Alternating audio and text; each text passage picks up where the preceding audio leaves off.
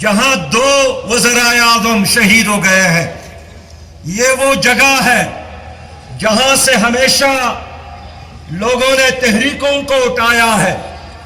تحریک نظام مصطفیٰ، تحریک تحفظ ناموس رسالت، تحریک بنگلہ دیش نامنظور، ڈکٹیٹروں کے خلاف، امریتوں کے خلاف ہر تحریک کا آغاز اس لیاقت باغ سے ہوا ہے.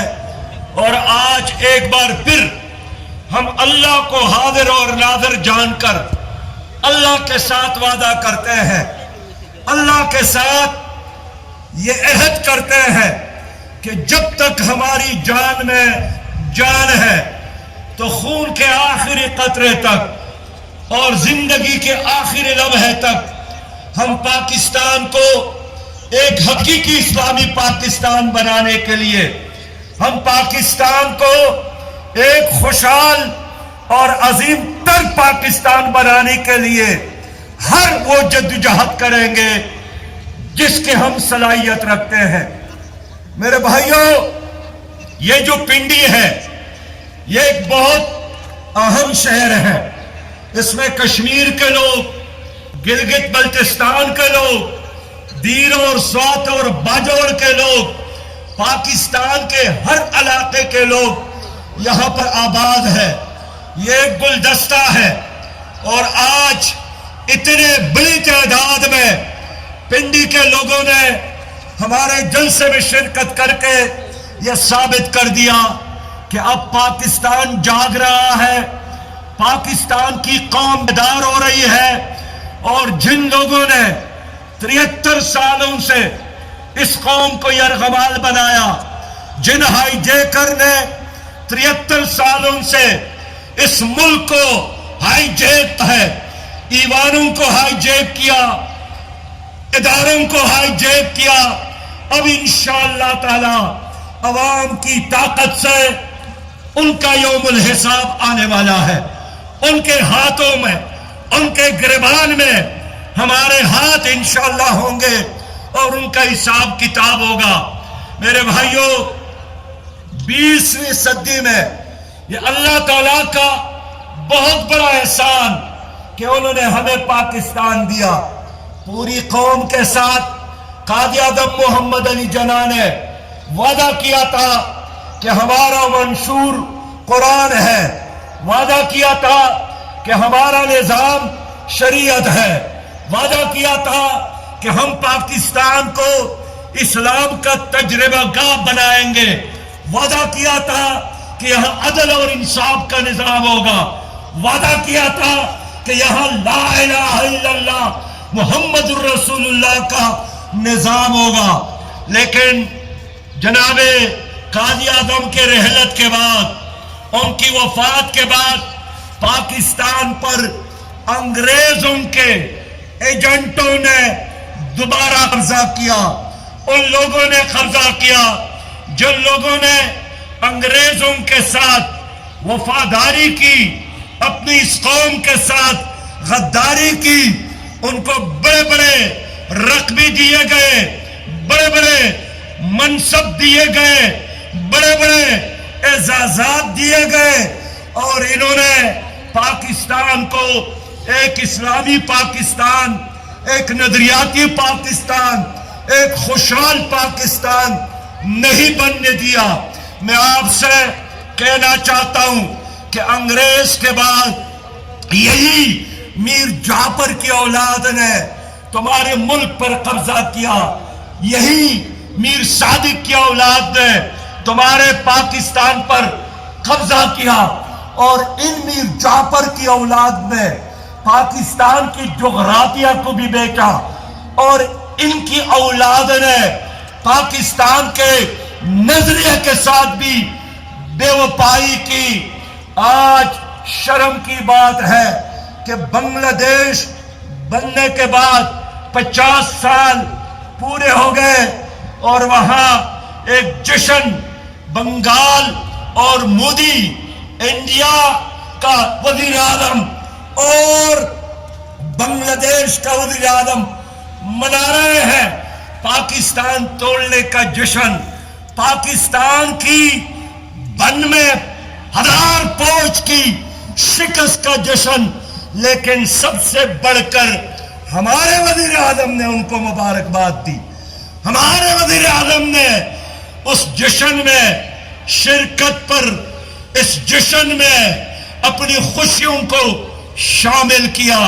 یا تو یہ لوگ اپنی تاریخ سے بے خبر ہے، پاکستان کی ہسٹری سے بے خبر ہے، یا کوئی شعور نہیں رکھتے، یا واقعی یہ لوگ میر جعفر کی نسل سے تعلق رکھتے ہیں کہ اپنے ملک کے توڑنے پر دشمن مودی جو جشن منانے بنگلہ دیش پہنچا ہے، ہمارے حکمران بھی اس جشن پر مبارکباد دیتے ہیں. اس لیے ان سیاسی دہشت گردوں کا مقابلہ کرنا ہے، ان معاشی دہشت گردوں کا مقابلہ کرنا ہے، ان مسلح دہشت گردوں سے اپنی قوم کو آزاد کرا کے ایک پرامن پاکستان بنانا ہے. میرے بھائیوں، اللہ رب کریم نے آپ پر بہت سارے احسانات کیے ہیں، رحمتوں کی بارش کی ہے، لیکن یہ جو ضمیر پروش طبقہ ہے، یہ جو بہن اور خواہر پروش طبقہ ہے، یہ جو قوم پروش طبقہ ہے، یہ وطن پروش طبقہ ہے، یہ آپ کی ترقی کے راستے میں رکاوٹ ہے. خدا کی قسم، چند خاندان ہیں جنہوں نے تمہارے کندھوں پر بیٹھ کر 73 سال تمہارے ضائع کیے. آپ چاند پر جا سکتے تھے، آپ مریخ تک دوسری قوموں کی طرح سفر پر روانہ ہو سکتے تھے، لیکن ان میر جعفروں کی اولاد نے تمہاری ترقی کو بھی سبوتاژ کیا، تمہاری جغرافیہ کو بھی سبوتاژ کیا، اور آج قائد کا پاکستان اس ظالم طبقے نے، اس کرپٹ اشرافیہ نے، انگریز کے غلاموں نے نسلوں میں تقسیم کیا، زبان کی بنیاد پر تقسیم کیا، مسلکوں کی بنیاد پر تقسیم کیا. ایک پاکستان نہیں بننے دیا گیا، ایک پاکستانی قوم وجود میں نہیں آئی، اور دنیا کے بہترین قوم کو انہوں نے تقسیم در تقسیم کیا. حال یہ ہے، میرا ایمان ہے کہ مدینہ منورہ کے اسلامی ریاست کے بعد اس کائنات میں اگر کوئی مقدس ریاست ہے تو پاکستان ہے. اس لیے کہ یہ پاکستان پنجابیوں کے لیے نہیں، پٹھانوں کے لیے نہیں، سندھیوں کے لیے نہیں، بلوچوں کے لیے نہیں، مہاجروں کے لیے نہیں. یہ پاکستان لا الہ الا اللہ محمد الرسول اللہ کے لیے بنا تھا، لیکن لا الہ الا اللہ کے نظام میں یہ ظالم کرپٹ اشرافیہ کل بھی رکاوٹ تھا، آج بھی یہ رکاوٹ ہے. یہی لوگ ہیں جنہوں نے 37 سالوں سے اس ملک پر امریت مسلط کی اور جرنیلوں نے حکومت کی. میں پوچھنا چاہتا ہوں، آپ انڈیا کی بات کرتے ہیں، کیا انڈیا میں ایک دن کے لیے مارشل لا آیا ہے؟ کیا امریکہ میں مارشل لا آیا ہے؟ کیا برطانیہ میں مارشل لا آیا ہے؟ کبھی فرانس کے لوگ مارشل لا کے لفظ سے آشنا ہے، کبھی جاپان میں بھی مارشل لا آیا ہے، کبھی ہالینڈ میں مارشل لا آیا ہے. یہ بدقسمت پاکستان ہے کہ یہاں 37 سال آپ کی اس قوم کی جرنیلوں نے ضائع کیا. ایوب خان کی صورت میں، ضیاء الحق کی صورت میں، پرویز مشرف کی صورت میں، اور بقیہ عرصہ ان اسٹیبلشمنٹ کے وفادار تابع دار ایجنٹوں نے آپ کا ضائع کیا. اس لیے میں آپ سے کہنا چاہتا ہوں، تمہارے راستے میں یہی لوگ رکاوٹ ہے جو خاندانوں کی سیاست کرتے ہیں، جو افراد کی سیاست کرتے ہیں. ان کے ساتھ آج کوئی نظریہ نہیں ہے. مجھ سے لوگ پوچھتے ہیں آپ نے پی ڈی ایم کا ساتھ کیوں نہیں دیا؟ مجھ سے لوگ پوچھتے ہیں آپ نے اپوزیشن کا ساتھ کیوں نہیں دیا؟ میں آج لیاقت باغ میں کہنا چاہتا ہوں کہ پی ڈی ایم ہو یا پی ٹی آئی ہو اور یا اسٹیبلشمنٹ، یہ ایک ترکون ہے، یہ ایک مثلث ہے، یہ ہمیشہ اپنی باریوں کے انتظار میں رہتے ہیں۔ یہ عوام نہیں ہے، یہ عوام پر مسلط شدہ پی ڈی ایم اور پی ٹی آئی ہے۔ میں کہنا چاہتا ہوں یہ سونے کے سومنات ہے، یہ دولت کے سومنات، اور انشاءاللہ تعالی دولت کی بنیاد پر ان سیاست کے سومناتوں کو ہم پاش کریں گے۔ اب اس ملک میں عوامی انقلاب آئے گا، اب اس ملک میں اسلامی انقلاب آئے گا۔ اب یہاں خاندانوں کی سیاست انشاءاللہ تعالی نہیں چلے گی۔ مجھ سے کل ایک صحافی نے پوچھا کہ سلیکٹڈ کون ہے؟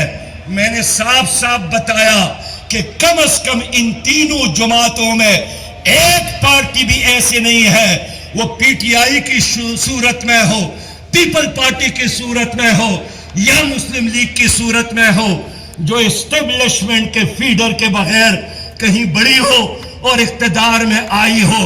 اور آج بھی ان کے درمیان، پی ٹی آئی اور پی ڈی ایم کے درمیان لڑائی امریکی world bank I M F کے غلامی سے نجات کے لیے نہیں ہے۔ ان کے درمیان تعلیمی پالیسی پر اختلاف نہیں ہے، معاشی پالیسی پر اختلاف نہیں ہے، زرعی پالیسی پر اختلاف نہیں ہے۔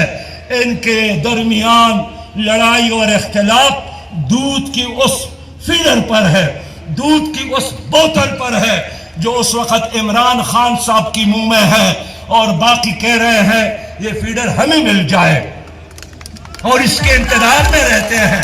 میرے دوستوں، سریا کے زینوں پر تیز قدم کر چڑھنا ہے، تعلیم و تحقیق کے میدانوں میں۔ ان ظالموں کی وجہ سے، ان سیاسی دہشت گردوں کی وجہ سے، ان معاشی دہشت گردوں کی وجہ سے آج میری عدالتوں میں غریب کو انصاف نہیں ملتا۔ آپ بتائیں لوگوں، آپ غریب لوگ ہیں، غریب لوگوں کو عدالتوں میں انصاف ملتا ہے؟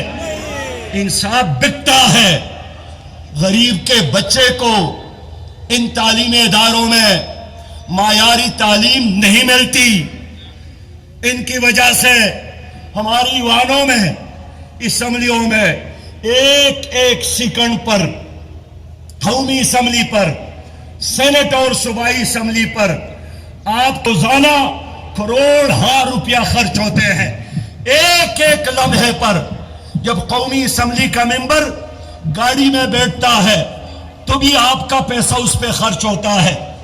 جب وہ سانس لیتا ہے تو سانس کے ہر کش پر آپ کا پیسہ خرچ ہوتا ہے۔ لیکن آپ کی ایوانوں میں گالیوں کے علاوہ اور کوئی چیز ہم نے نہیں سنی۔ کبھی بھی اس میں قانون سازی نہیں ہو رہی ہے، کبھی بھی اس پر غریب کے حق کے لیے کوئی ڈسکشن نہیں ہے، اور جو بھی لڑائی دست گریبان یہ نظر آتے ہیں ذاتی مفادات کے لیے۔ انہوں نے آپ کے تعلیمی اداروں کو تباہ کیا، انہوں نے آپ کے اسپتالوں کو تباہ کیا، انہوں نے آپ کے کارخانوں کو تباہ کیا، انہوں نے آپ کی زراعت کو تباہ کیا، انہوں نے آپ کے اوپر مہنگائی کے کوڑے برسائے۔ آج بھی ہمارے ملک میں رمضان کا مہینہ آ رہا ہے، رحمت کا مہینہ آ رہا ہے، ہماری حکومت نے چینی فی کلو قیمت 110 روپیہ تک بڑھائی، 1 کلو گھی کی قیمت پونے 200 روپے تک، 1200 چینی کے فی بوری قیمت میں اضافہ ہوا، پیٹرول اور ڈیزل کی قیمت میں اضافہ ہوا، بجلی جو بھی استعمال کرتا ہے مہینے کے آخر میں اس پر آسمانی بجلی گرتی ہے۔ ان ظالموں نے کیا کیا؟ اللہ تعالیٰ نے پاکستان کو دنیا میں ایک اہم مقام دیا ہے۔ ہم گنا پیدا کرنے میں 8ویں نمبر پر ہے، دال پیدا کرنے میں 3 نمبر پر ہے، لائف سٹاک اور گندم پیدا کرنے میں 5 اور 8 نمبر پر ہے، لیکن اس کے باوجود بھی چینی کی قیمت فی کلو 110 روپیہ تک پہنچ گیا۔ وزیر اعظم نے فرمایا کہ لنگر خانے میں لوگوں کو افطاری دیا جائے، سحری دیا جائے۔ میں آپ سے پوچھنا چاہتا ہوں کہ رمضان کے مبارک رات اور دن آپ چکوال سے، جیلم سے، اٹک سے، ہری پور سے لنگر خانے میں کھانے کے لیے وہاں سے یہاں پہنچ سکتے ہیں؟ قوم نے مطالبہ کیا تھا کارخانے بنایا جائے۔ ملیشیا کے وزیر اعظم مہاتیر نے آ کر مشورہ دیا تھا عمران خان کارخانے بناؤ، اس نے شاید پوری بات نہیں سنی، کارخانے کے بجائے انہوں نے لنگر خانے بنانے شروع کیے۔ اب دیر کے لوگ کیسے لنگر خانے میں آ سکتے ہیں؟ سوات کے لوگ لنگر خانے میں آ سکتے ہیں؟ میرا بس چلے تو میں یہ لنگر خانہ تمہارے صدر پاکستان کے ہاؤس میں بناؤں گا اور تمہارا دفتر مسافر خانہ بناؤں گا، کیونکہ وہ آپ کو معلوم ہے آپ نے جہاں لنگر خانے بنائے ہیں غریب بھوکے انسان کو جگہ کیسے معلوم ہو سکتی ہے۔ زندہ قوم ہے، طرز عمل سے یہ دکھلائے ہم۔ میرے دوستو، وقت کی کمی ہے، لیکن میں محسوس کرتا ہوں روزانہ حکومت کے فیصلے کے نتیجے میں عوام کو کرنٹ لگتی ہے، اور میں کہتا ہوں کہ 500 ووٹ کا جھٹکا روزانہ لگتی ہے۔ عام آدمی کے لیے جسم اور جان کا رشتہ بال رکھنا مشکل ہو گیا ہے، بجلی کا بل ادا کرنا مشکل ہو گیا ہے، بچوں کا فیس ادا کرنا مشکل ہو گیا ہے، 300% دوائی کی قیمت میں اضافہ کر کے اب تو علاج کو بھی ناممکن بنایا ہے۔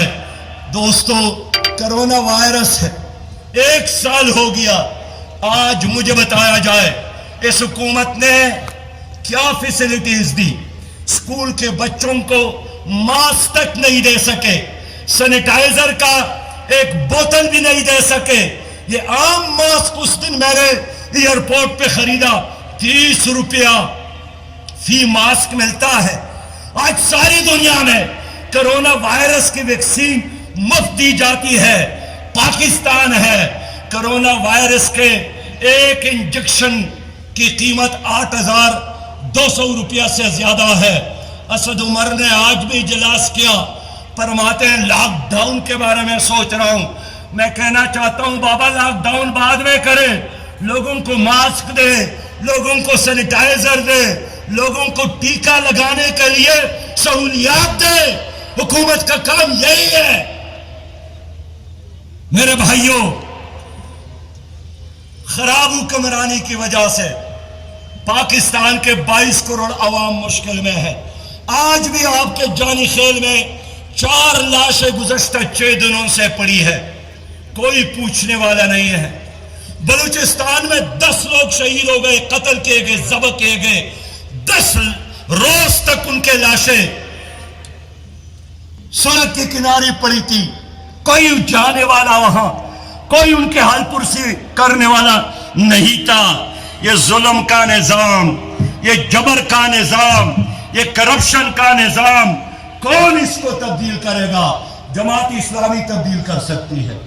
جماعت اسلامی کے ساتھ دیانتدار قیادت ہے، جماعت اسلامی کے ساتھ ویژن ہے، اور میں جب کہنا چاہتا ہوں کہ میرے ساتھ نظام ہے، وہ نظام میں نے نہیں بنایا، وہ اللہ کا نظام ہے جس میں انصاف ہے، جس میں رحمت ہے، جس میں مساوات ہے۔ ہم نے آپ کے نظام کو 73 سالوں سے دیکھا، ہر پہلو سے دیکھا، لیکن آپ کے نظام نے عوام کو دکھ اور درد کے سوا کچھ نہیں دیا۔ اب اس ملک میں اسلامی نظام ہونا چاہیے۔ پنڈی کے لوگوں، آپ اسلامی نظام اس ملک میں لانے کے لیے تیار ہے کہ نہیں ہے؟ چلنے جلنے اور آخری حد تک جانے کے لیے تیار ہے کہ نہیں ہے؟ میرے دوستو، اس لیے میں مغرب کے ان چند لمحات میں عرض کروں گا کہ میں اس ملک میں عدالتوں میں قرآن کا نظام چاہتا ہوں. منظور ہے کہ نہیں ہے؟ قرآن کا نظام چاہتے ہیں. ہم اس ملک کے تعلیمی اداروں میں غریب اور امیر کے لیے یکساں نظام تعلیم چاہتے ہیں. منظور ہے کہ نہیں ہے؟ ہم اس ملک میں ہر غریب کے لیے ہاسپٹل میں بلا تخصیص مفت علاج چاہتے ہیں. منظور ہے کہ نہیں ہے؟ ہم ہر نوجوان کو روزگار دینا چاہتے ہیں اور جب تک روزگار نہ ملے پھر بے روزگاری الاؤنس دینا چاہتے ہیں. منظور ہے کہ نہیں ہے؟ ہم پاکستان کو کرپشن فری، کرپشن سے پاک پاکستان بنانا چاہتے ہیں. یہ کرپشن کا خاتمہ پی ٹی آئی نہیں کر سکی. اس کے زمانے اس کی حکومت میں کرپشن میں اضافہ ہوا. میں نہیں کہتا ہوں، خود وزیر اعظم فرماتے ہیں کہ مافیاز نے قبضہ کیا. ٹرانسپیرنسی انٹرنیشنل کا اعتراف ہے کہ پاکستان میں کرپشن میں اضافہ ہوا. کرپشن کے خاتمے کا ایک علاج ہے کہ اس ملک میں اسلامی انقلاب آ جائے. اسلامی انقلاب کے لیے تیار ہے کہ نہیں ہے؟ کشمیر کی بات کروں اور آخری بات کرتا ہوں. کشمیر جل رہا ہے، کشمیر تمہاری طرف دیکھ رہا ہے. اس حکومت کی کرتوت یہی بتا رہی ہے کہ اس نے کچھ لو اور کچھ لو، ادھر تم اور ادھر ہم کی بنیاد پر فیصلہ کیا ہے. اس لیے گلگت بلتستان کو پاکستان کا عبوری صوبہ بنایا اور ان تمام سیاسی جماعتوں نے حکومت کا ساتھ دیا. پیپل پارٹی نے ساتھ دیا، مسلم لیگ نے ساتھ دیا، پی ٹی آئی نے بھی ساتھ دیا اور سب نے یہی کام کیا کہ بس عبوری صوبہ بنایا جائے. اور بے شک کشمیر کا کیس کمزور ہو، ہمیں کوئی فکر نہیں ہے. اور اب یہ کہتے ہیں کہ ہم ہندوستان سے دوستی چاہتے ہیں اور ماضی کو بلانا چاہتے ہیں. میں کہنا چاہتا ہوں، ماضی کو بلانا اور انڈیا کے ساتھ دوستی کرنا کس قیمت پر کرنا چاہتے ہیں؟ میں اعلان کرتا ہوں کہ جب تک مقبوضہ کشمیر میں ایک انڈین آرمی موجود ہے اور کشمیر آزاد نہیں ہوتا، انڈیا کے ساتھ کسی قیمت پر ہماری دوستی نہیں ہو سکتی. نہیں ہو سکتی ہے. جنگ ہو سکتی ہے، دشمنی ہو سکتی ہے، لیکن اپنے خون کے ساتھ غداری کر کے، کشمیریوں کے ساتھ بے وفائی کر کے میں ہندوستان کے ساتھ دوستی کی اجازت اپنی حکومت کو اس وقت تک نہیں دے سکتا ہوں جب تک کشمیر کا مسئلہ حل نہ ہو. پنڈی کے لوگوں، آپ سے یہی درخواست ہے کہ اب سورج طلوع ہونے والا ہے، اندھیری رات ختم ہونے والی ہے. میڈیا کا شکریہ کہ انہوں نے ان پارٹیوں کا کردار